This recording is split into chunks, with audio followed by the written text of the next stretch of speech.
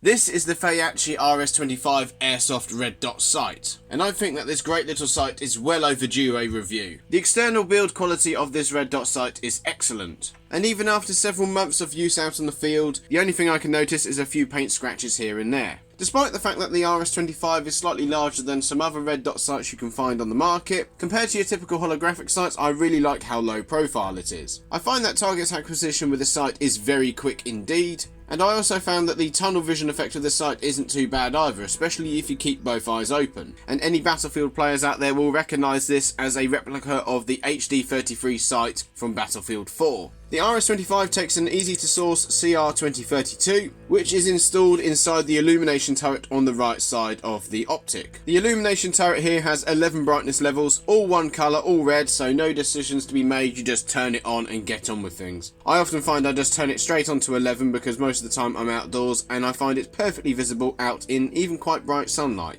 And on the back here we also have an adjustment turret which allows you to select 4 different reticles. The first 2 reticles are 2 dots of varying sizes, so you can have the small dot or the larger dot. Next up you also have a plus shaped reticle. Then you have my personal favourite, which is your typical holographic reticle. This reticle is my personal preference, especially when I do not have a magnifier on this. And speaking of magnifiers, I have used this red dot for a while with a swing mount magnifier. I don't use it anymore because I need the space on the rails for my run cam. But one thing that's worth noting about this red dot sight is the tinting on the front isn't too bad. I've used some sights before, especially holographics, where the tinting is incredibly dark, which can make it very hard to see the airsoft pellets in flight and make any crucial adjustments. And another issue about having tinting that is too dark is if you try and use a magnifier with it, because a magnifier inherently needs more light because it's full of lenses, your sight picture can become quite dark, especially when you're trying to see a pellet in flight. Now this red dot has not had it easy because I've been using it on my BOLT BRSS AKS74U recoil AEG. Now this is by far the most heaviest kicking airsoft gun I have used, and here's a hot take, I've not even shot a gas gun which kicks as hard as this. Even the G5 my dad used to have, I would still argue this has a bit more kick to it.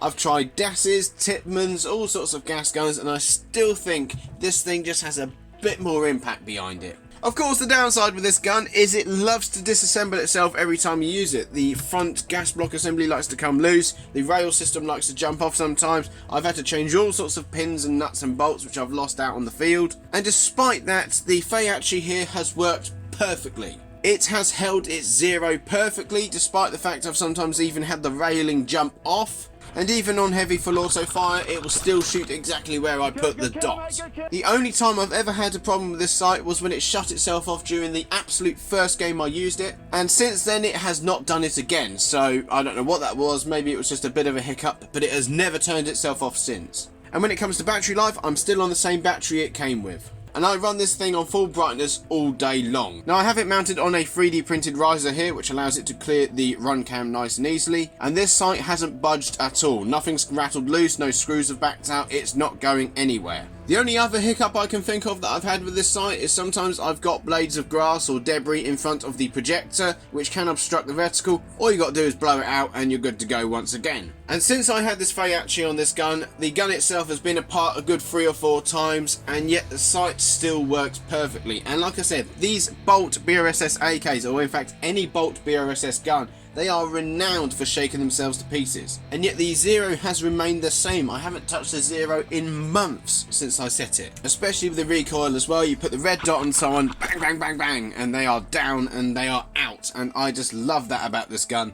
And the red dot here has definitely impressed me. Now, would I recommend the Feyachi RS25 Airsoft red dot sight? Well, put it this way, right? If you can put a sight onto a BOLT AK and have that sight keep it zero, not come flying off the rails, and actually stay switched on when you're using it, whilst the bolt itself is dismantling itself as you're shooting it, then I consider that a pretty bloody solid sight. So if it can survive that, I'm pretty sure it will be fine with every other airsoft gun. If you want to get the Feyachi RS25, then make sure you check out the affiliate link in the description and the pinned comment. If you found this video useful, then please make sure you leave a like. If you have any further questions, then please make sure you leave them down in the comments. And if you want to be along for the ride, then make sure you subscribe too. And once you've done that, you can check out the BOLT AK in action right here.